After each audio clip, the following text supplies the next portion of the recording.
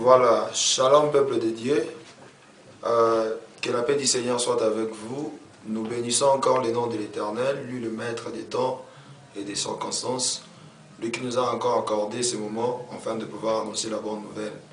Nous témoignons sa grandeur et sa grâce. Voilà, nous voulons premièrement prier comme nous avons l'habitude de le faire, rendre gloire à l'Éternel, lui le maître, lui celui qui ne cesse de nous accorder sa faveur. Et nous allons dédier ce moment entre ses mains. Seigneur, merci pour ce moment que tu nous as accordé. Merci pour ta grâce dans la vie de mon frère. Merci pour ta faveur dans la vie de ma soeur.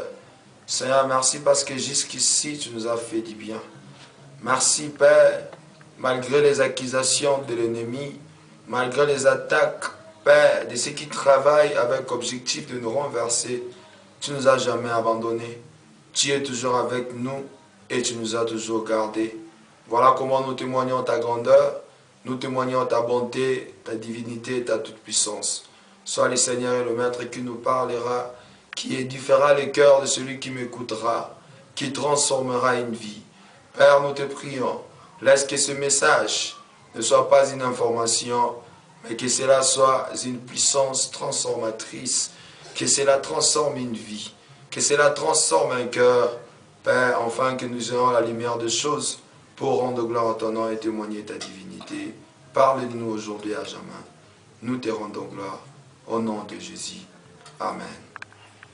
Merci bien-aimé d'être là. C'est votre serviteur, Pasteur Légerme Kimbambu. Voilà, shalom peuple de Dieu. Merci de nous avoir encore ici cette soirée, cet après-midi, dans vos maisons, partout où vous allez. Nous rendons gloire à l'Éternel pour ces merveilleux moments qu'il nous a toujours accordé d'être dans sa présence, afin de pouvoir partager le message avec vous. Alors, avant toute chose, nous allons prier, dédier ce moment entre la main de l'Éternel, que Dieu soit avec nous et qu'il nous assiste pendant ce moment. Seigneur, nous te rendons gloire, nous témoignons ta bonté et ta divinité. Honore-nous dans ta présence. Manifeste-toi dans ta grandeur et dans ta divinité. Laisse que les ciels soient ouverts, afin que la manne provenant du ciel descende pour pouvoir nourrir l'âme qui était assoiffée. Seigneur, que ta divinité s'impose, afin de te rendre gloire et de te témoigner. Transforme la vie de ma sœur, de mon frère pendant ce message. Laisse que ce message touche le cœur et redonne encore l'espoir et la vie à celui qui a laissé d'espérer encore un avenir glorieux, à celui qui a cessé de penser que les choses marcheront. Seigneur, nous te prions dans ta grandeur et dans ta divinité. Sois le Maître, aujourd'hui à jamais. Au nom de Jésus, nous prions. Amen. Voilà, merci peuple de Dieu. Merci encore d'être là. C'est bien votre serviteur, Pasteur Légerme Kimbambu. Comme nous avons toujours l'habitude de partager avec vous à chaque fois le message que Dieu nous donne pour pouvoir édifier vos âmes pendant cette période de confinement. Ce que j'aime et que ce qui me manque, c'est juste c'est rassembler pendant que nous avons l'habitude de se rassembler dans nos églises. Mais c'est que la présence de Dieu ne nous manque pas. Parce que pendant que nous sommes à la maison, nous n'avons pas cessé de chercher Dieu et de prier et d'invoquer son nom. Voilà, cet après-midi, il y a encore quelque chose. Il y a un thème que Dieu nous a donné. Ce thème m'avait vraiment béni. Ce thème m'avait vraiment touché pendant que j'écrivais dans mon carnet. Ce thème, je l'ai intitulé « La loi de la reconnaissance ». La loi de la reconnaissance. Là, nous sommes dans Luc chapitre 19. Nous allons lire dans le verset 41. Nous sommes dans Luc chapitre 19. Nous allons lire dans le verset 41 à 44. Là, je vais lire rapidement. La Bible dit, comme il s'approchait de la ville, Jésus, en la voyant, pleurant sur elle, et dit, si toi aussi, au moins, en ce jour qui t'est donné, tu connaissais les choses qui appartiennent à ta paix, mais maintenant, elles sont cachées à tes yeux. Ils viendront sur toi des jours où tes ennemis t'envineront des tranchées, t'enfermeront et te serreront de toutes parts. Ils te détruiront toi et tes enfants au milieu de toi.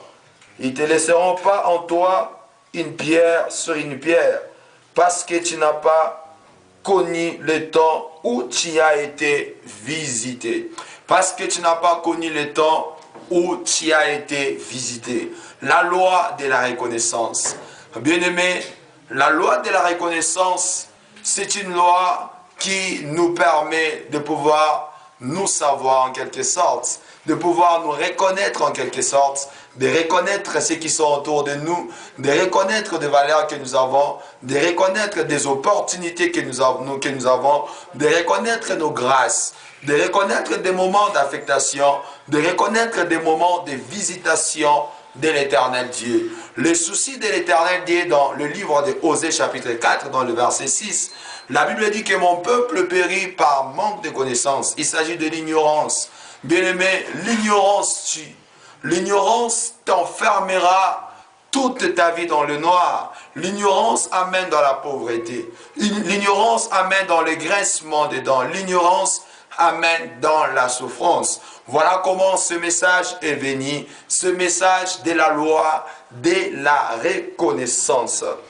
Pour pouvoir toucher les cœurs de quelqu'un, pour pouvoir transformer la vie de quelqu'un. J'aimerais parler à quelqu'un pour lui dire de la sorte: tout ce qui est entre tes mains et que tu ne les reconnais pas, bien-aimé, cela finira par te quitter demain. Tout ce qui est en toi et que tu n'arrives pas à l'apprécier, cela finira par te déconnecter un jour où tu les chercheras pour pouvoir en avoir. Ça sera trop tard parce que tu avais quelque chose que tu ne reconnaissais pas. La loi, bien-aimé, de la fécondité implique que on donne ou on reproduit que ce qu'on a. La loi de la reconnaissance implique que tout ce que vous avez besoin est déjà entre vos mains. Bien-aimé, juste cela vous demande de les reconnaître. Si vous avez besoin de l'argent, l'argent est entre vos mains. Si vous avez besoin de mariage, vous avez besoin de quoi que ce soit, tout cela est entre dans vos mains. Mais il y a quelque chose qui vous attend simplement, c'est de reconnaître que vous en avez. Mais ici, dans la pensée de Luc chapitre 41, dans le verset 42 à 44, il s'agit de l'entrée de Jésus-Christ en Jérusalem. Pendant que Jésus voulait entrer en Jérusalem, lorsqu'il a foulé ses pieds dans le portail, dans le portique de Jérusalem, Jésus a déclaré des paroles. Ici, toi au moins en ce jour qui t'est donné, tu reconnaissais les choses qui appartenaient à ta paix. Bien, ce qui implique que Jérusalem n'a pas reconnu les choses qui étaient destinées à sa paix. C'est quoi les choses qui étaient destinées à la paix de Jérusalem? C'était l'arrivée du Messie, c'était l'arrivée de Jésus-Christ, et que Jésus-Christ était le Sauveur et le Messie, que Israël attendait, que Jérusalem attendait. Son arrivée allait changer les choses. Mais lorsque Jésus a foulé le pied, il a accompli quelque chose que, malgré qu'il vient, malgré que lui, le Messie, le restaurateur vient, mais Jérusalem ne reconnaissait pas que Jésus-Christ de Nazareth, celui qui était venu les sauver. Ce que Jérusalem n'a pas reconnu, c'était la visitation divine de l'Éternel Dieu. Il n'a pas su qu'il a été visité par l'Éternel. Je parle à quelqu'un, bien-aimé, il y a des moments où Dieu te visite. Il y a des moments où Dieu te parle. Pendant que tu dors, pendant que tu fermes les yeux, Dieu te fait voir des choses qui arriveront demain. Mais bien-aimé, est-ce que reconnais-tu la voix de l'Éternel? Reconnais-tu le plan de l'Éternel Dieu dans ta vie? Reconnais-tu ce que tu es et reconnais-tu ce que tu as? Jérusalem n'a pas reconnu que c'était le moment où Jésus allait venir restaurer Israël, amener à la vie, amener la restauration dans le pays. Jésus a prié, il a pleuré, il a dit: si au moins toi, Jérusalem, tu reconnaissais les choses qui étaient liées à ta paix. Mais aujourd'hui, il y a des gens qui ont des femmes dans leur maison. Il y a des hommes, il y a des femmes également qui ont des hommes dans leur maison. Mais ils laissent ceux qui vivent dans leur maison. Ils laissent ceux qui sont dans leur maison pour aller sortir à l'extérieur, pour pouvoir envier ou regarder ceux qui ne les ont pas appartient. J'aimerais te dire que la chose que tu as et que tu ne parviens pas à apprécier, cela te quittera. Tu as le don de la guérison, mais tu n'as jamais apprécié le don que Dieu t'a donné. Tu as le don de la prophétie, tu n'as jamais apprécié la prophétie que Dieu t'a donnée. Tu as l'intention de pouvoir imiter ce qui est l'autre, pendant que Dieu t'a donné des choses qui sauveront les gens, pendant que Dieu t'a donné des choses qui ramènera les gens dans la vérité, mais tu as l'impression de ne pas faire selon ce que Dieu t'a appelé, selon ce que Dieu attend de toi, mais tu veux faire comme les autres font. Or, bien-aimé, cela ne sont pas les choses qui ont été destinées à ta restauration. Ce ne sont pas des choses qui ont été destinées à ta guérison. Il y a beaucoup de gens qui vivent aujourd'hui, ils ne parviennent pas à apprécier la grâce qu'il a reçu de l'Éternel. Je me souviens un jour, pendant que j'étais encore intercesseur au Congo, pendant que je priais, je disais, Seigneur, est-ce que tu peux me donner la prophétie? Pendant que mon entourage était bel et bien rempli de gens, rempli de serviteurs de Dieu qui avaient la grâce prophétique. J'avais l'intention, l'impression de pouvoir prophétiser comme faisaient les autres. Mais pendant que je priais, l'Éternel et Dieu me dira, voilà mon fils, mon fils le germe, moi je t'ai donné la grâce de la guérison, je t'ai pas donné le don de la prophétie. Pendant que j'allais envier la prophétie qui était dans la vie de mes frères qui étaient autour de moi, mais ce n'était pas le ministère prophétique que l'Éternel et Dieu m'a donné. Mais j'avais cette grâce de la guérison en moi que je ne les reconnaissais pas. Il a fallu que l'Éternel Dieu me montre et qu'il me parle. Ce n'est pas ta grâce. Bien-aimé, j'aimerais parler à quelqu'un, tu as ta propre grâce. Asaph a dit, si je dis que je parlerai comme eux, voici je trahirai la race de mes pères. Tu as la grâce que Dieu t'a donnée.